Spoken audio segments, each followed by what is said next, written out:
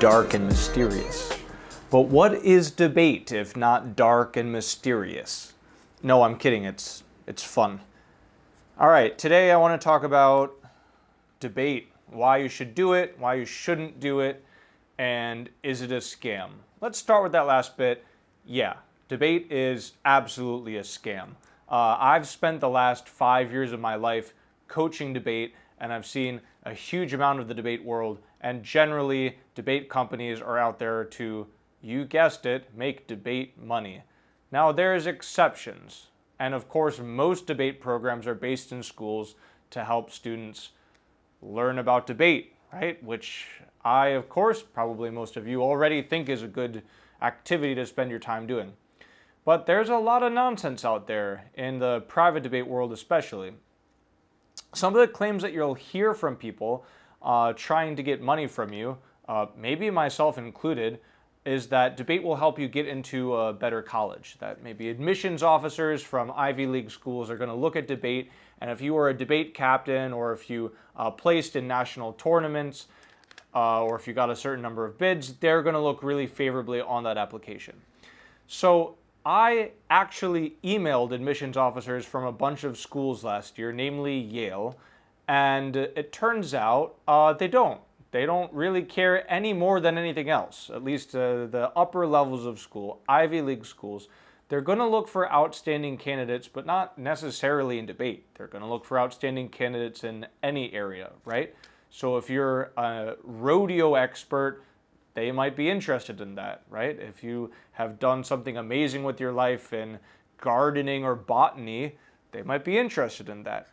If you're awesome at debate, yeah, they might be interested in that, but it doesn't set debate apart from any other place that you could spend your time and energy.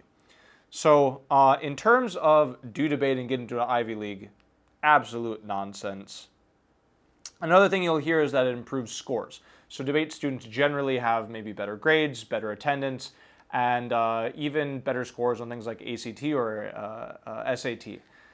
Now, I don't know of any experiments putting students through debate versus some other kind of a program and then seeing their grades and especially standardized test scores afterwards. What makes sense to me is that this is probably a correlation because in order to do debate, you do need a certain level of intellect, at least to be able to succeed and compete competitively in debate, you need a certain level of intellect. And because the SAT, for example, and grades across all school is essentially an IQ test, right? I mean, IQ is simply your ability to solve problems, right? And what is a problem except being able to master many different subjects, which are the different subjects of school, or the abstract reasoning associated with standardized tests like SAT and ACT. So probably a correlation, maybe not a causation. We definitely don't have any experimental evidence to back that up. So is it going to help you get into an Ivy League? Not necessarily. Is it going to improve your grades? Not necessarily. Is it going to improve your standardized test scores? Not necessarily. These are some marketing claims that you should definitely take with a large grain of salt. There might be something to it, but we don't really have any proof about it. So, yeah, debate is a scam. There's some other reasons you shouldn't go into debate, though, right? Obviously, if you go to a company and you ask them, should I buy your product, or you listen to their marketing, i.e. this video, and you ask the marketing, so to speak, should I buy your product? They're going to say yes. They're around to make money, right? But one of the biggest reasons I see not to go into debate is just because it takes a ton of time, right? And that time is an opportunity cost, right? If you're doing research, if you're writing cases, you're not able to spend that time on other things. And maybe there's an academic skill that you're good at. Maybe you're quite good at math, and you should lean into that strength of math, right? Perhaps you're good at something extracurricular, right? Maybe you're, once again, really good at chess, and maybe you should lean into that skill of chess, or a sport, or sports generally. So life is big. There's a lot of things to do, and you need to choose where you put your time strategically, right? And trying to cover all of your bases by doing many, many, many things, maybe too many things, and succeeding at none of them is probably not a good way to split up that time. So this relates to who might be good and might be bad at debate, right? As I said before, debate definitely takes a certain level of intelligence to do well at. Now, anyone can be helped by debate in the same way that everyone can be helped by playing football, by playing soccer, right? Not everyone's going to be good at football. Everyone can play. It's good exercise. It's good to hang out with teams. It's good to make friends. It's a fun sport. It's international, so there's something to be said for that. Is everyone going to be good at football? Absolutely not. Same with any sport, any activity, and that's debate included, right? There's some people who can devote their time, devote their life, and devote maybe many years to debate without ever really getting good. That's just how it is. And although I, once again, don't have proof for this, I don't think it would be controversial to say that this is very related to intellect. So if you have a below average IQ, you likely won't be getting national trophies in debate. There could be exceptions. I don't think there is many. So leaning into your strengths, the big time commitment that debate takes, and also the fact that it's not necessarily going to give you the things that marketing for debate will hype it up to be.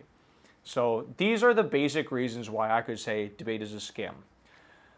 But school is also a scam.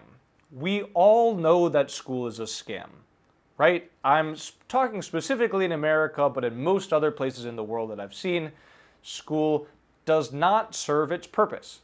So you can ask yourself, what is the purpose of school? There could be a few answers, but I think we'll kind of come together around a set of similar answers, which is related to school should help make better people. Better people in terms of living your own life better, in terms of contributing to society, in terms of taking care of the things in your life and for your family and for the people around you, in terms of making a better world for all of us. These should likely be the functions of school. Does school help with these things? Are there things, for example, that all of us need to know about life that school doesn't teach us? Well, we know this absolutely. So, social skills aren't taught in schools, right? Dating skills, interpersonal or personal psychology skills. Mental health isn't talked about on a deep level, and frankly, neither is physical health, although we do have something like PE. Obviously, it's a meme that we don't know how to start a business, how to make money, how to do taxes, how to work with bureaucracy from school. None of these things are taught in school, but these should likely be the essential things that everyone needs. I mean, what if you graduated from high school with a business, or at least with a job that was making you a decent amount of money? That might be a good way to spend the 12 years that you spend in school. I mean, you can take someone and over the course of 12 years, train them in a skill that makes them a lot of money, or train them in the skills to build up a business so they can pursue that themselves. Yet this happens with very close to zero people. We could say the same about college, although college is a little bit more self-exploratory, a little bit closer to what I would consider the ideal of education. Many people graduate college not with a better financial situation or even a better ability to contribute to society, but with perhaps arguably a worse financial position and or a worse, maybe even destructive attitude toward society. What do we learn in school? We learn a few basic subjects, and I just want to touch on all of these to give you some examples, right? So we learn math in school, right? I'm 30 years old, and I can tell you for a fact you don't need math past algebra unless there's a reason for it, right? Even algebra, that's kind of a little bit advanced math for like most people's normal daily lives. You really don't need that much math to live your life fine. Now, if you're going into a science field, if you're going into computing or programming, there are reasons why you should learn math, right? But that doesn't mean that everyone needs to learn advanced math. And if you do want to learn math, where should you learn it from? Is school the best place to learn math? No, probably Khan Academy is the best place to learn math. Some other place on YouTube. Why is math class not just maybe sitting in front of a computer, learning from, as the meme goes, the Indian guy on YouTube? Why is he not teaching everyone? Why do we need Mrs. Smith, the math teacher? What utility is there in wasting our time and her time and the resources of the school with this kind of old-fashioned classroom structure? The same can be said for science. So everyone should be literate in science, I believe, just in terms of understanding how the world works, but we don't all need to learn all of the facts that we learn in science class, right, about chemistry and physics. Most of that time, most of that information is absolutely wasted. We need some maybe basic understanding of the scientific process, how to deal with scientific information, but that's about it. We don't need all of the things that our school systems shove down our throats in terms of science. History, same thing. The history that we learn in school is a very, very small subset from a very particular point of view about some things in history, right? Even current events, if you think about like, how can we know what's happening in the world? It's such an enormous amount of things that's happening every day around the world. There's no way that even the news could even begin to tap into a small amount of the things that are happening around the world, right? And that's just with current events. With history, you take that same phenomenon and multiply it by the millions of years that we've been on this planet, right? There's no way that you can really have some kind of a good idea of this is what has happened in history. Therefore, maybe history, although very, very important, should be approached a different way, maybe out of students' curiosity, for example. Where are the best history teachers? They're online. They're all online. Languages. Really good to know more languages, but you should learn other languages in order to apply them. Usually if you live in a different country, something like that, if you speak them at home, if you speak them in a useful environment.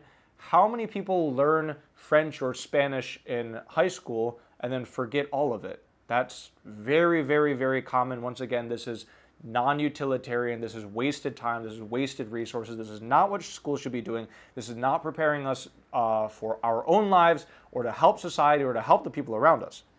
Music and art, wonderful, wonderful activities. They're not what we should be spending our time on in school, right? Why are students not doing DJ classes? That's where music is at, right? Why are students not learning how to monetize NFTs? That's maybe where money in art is at, right?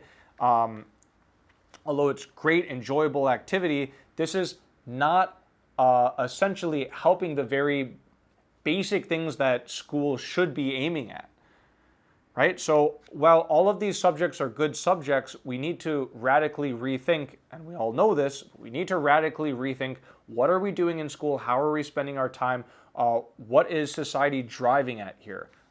So, is debate a scam? Kind of.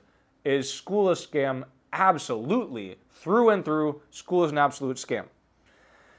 So, in terms of debate and its relation to school, debate does not fix these issues, right? The historical issues, the point of view issues that we have with school, the essence that you are wasting 95% of your time in school, the 5% of the school that's not being wasted is the time maybe spent socializing with friends, and that's about it. Very, very, very little of the information or even the processes, the skills that you learn in school will be applicable to making your life better, making the lives of people around you better, or to helping the world, right?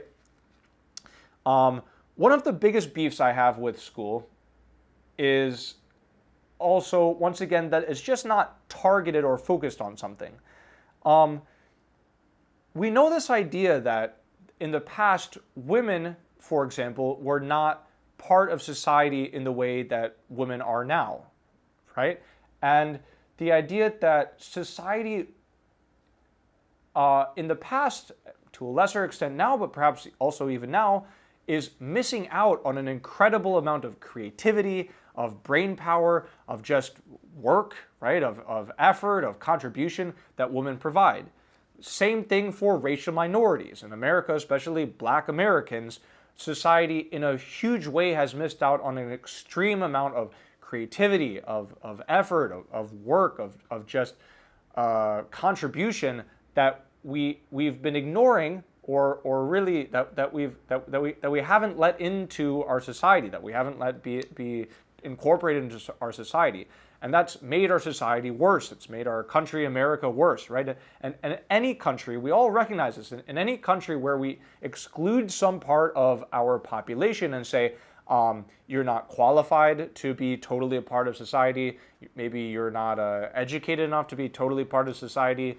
You're, for some reason, you're not intelligent enough to be part of society, as you know, past propaganda has painted women and racial minorities to be.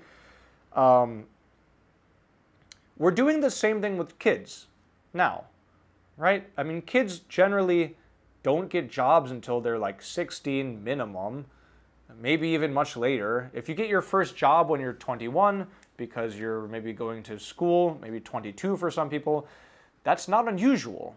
That's pretty normal. But why is that? Why is it that we don't fully accept children as problem solvers, as workers, as creative agents in our society? There's some cultures in the past, but also some school systems, namely Japan, that put students in a career path much, much more early.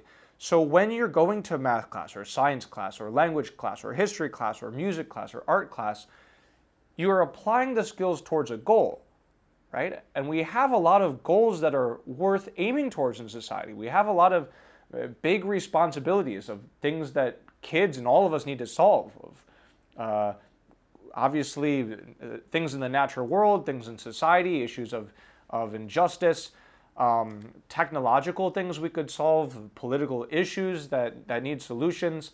I mean, the world has no end to betterments or improvements that we could, that we really need more human beings and more brains on top of, right? And especially given the sort of more pure blank slate ability of children to just learn and absorb and change, the fact that the children are just so much more malleable than adults. This is a huge wasted opportunity. The fact that we shuttle students into this huge amount of wasted time for their entire lives instead of capitalizing on the gifts that they have. So, debate doesn't fix school. But what debate does do is focus on the essential skills and focus on the things that are missing from the normal school system. And that is to focus on writing, on research, on speech, and on communications, and to do it in a way where students are essentially self-guided and self-directed, right? Where the skills that they learn can be applicable to any other topic area that they want. Now, they're not hard skills like coding or engineering or nursing or medicine, something like this, but research, writing, speech, and communication, I mean, this is really what you need for a very, very wide array of problem solving, right? And these are the skills that debate trains. In addition, the topic areas that debate goes into are largely issues of society, issues of politics, and issues of science, especially futuristic issues of science. And for students to be spending a large amount of their time thinking about these issues, which are real issues that we really need to be focusing on as a society, is a much better use of our brain power and of our attention, our very limited attention, because our lives are short and our days are short.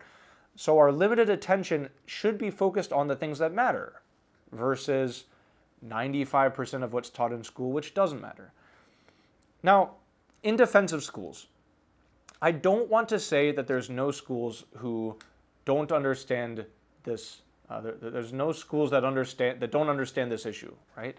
What I'm talking about as far as the utility of schools, these are really, really big issues that many, many people understand, and some schools solve well, some better than others, right?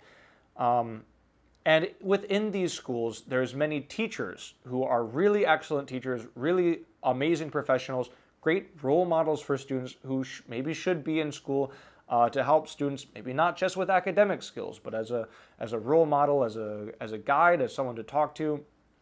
So there's many, many admirable teachers and maybe many admirable schools. To give you one example, when I was in grade school, I was homeschooled. Now, my mom had never went to college. Her strategy for teaching us was teach us how to read so we could read, and then she'd give us textbooks. So how do we learn math? We have a math textbook, and we read the math textbook, and that's how you learn math. And it was a method that pretty much worked pretty well, right? If you have a high level of reading, the internet is open to you, the library is open to you, you can learn about anything you want from there on out, right? And this is one example of a very adaptive kind of education, which maybe has more utility and has more flexibility and adaptability than what we generally learn in school. And so debate, whatever time you do put into it, is going to be targeted towards the essential goals of education that are needed, right?